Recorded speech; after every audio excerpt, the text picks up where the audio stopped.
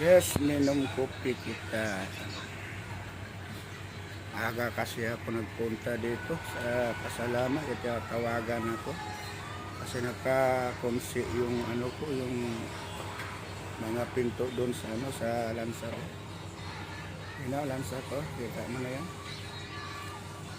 Dito na lang ako sa nag-inom ng kopi dito sa ano. Sa may tinda-tindang maliit dito sa Kasalama.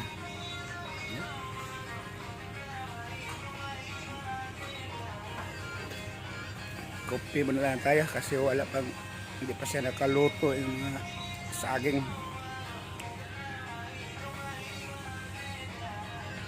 Yun na talaga, yun na yung mga binta-binta nila, mga kaibigan ko. Kape, Nigi, anong klase. Okay, hanggang dito na lamang mga kaibigan ko.